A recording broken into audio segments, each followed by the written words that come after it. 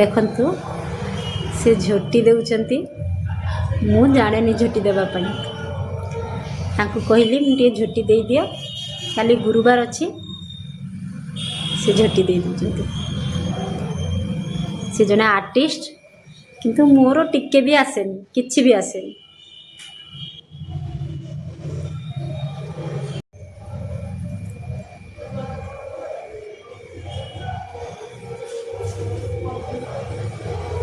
ଲକ୍ଷ୍ମୀପାଦ ଦୁଇଟା କରିଦେବ।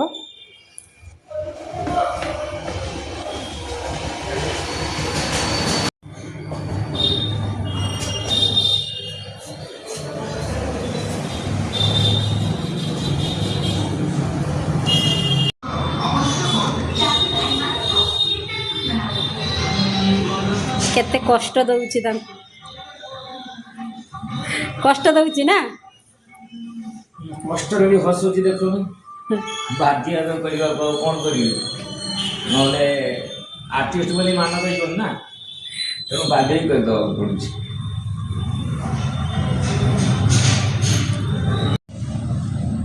ଆକ୍ଚୁଆଲି ମାନେ ଝୋଟିରେ ମାହିର ହେଲେ ଆମ ଓଡ଼ିଆ ଘର ବୋହୂ ଝିଅ ଏମାନେ। ମୋତେ ଆସେନି, ତଥାପି ବାଧ୍ୟ ଆଜି କରିବାକୁ, କାହିଁକିନା ନକଲେ ପୁଣି ଶିଳ୍ପୀର ମାନ ରହିବନି।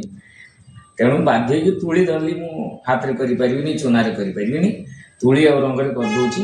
ମତେ ଆସେନି ସତରେ, ସେଇଥିପାଇଁ ତୁମକୁ କହିଲି। ମତେ ଆସିଥିଲେ ମୁଁ ତୁମକୁ କହିଥାନ୍ତି। ଯାହା ଲାଗିଲେ ଭଲ ହେଲେ ହେଲା, ନହେଲେ ନାହିଁ, ଚଳିବ, ଭଲ ହେଇଛି।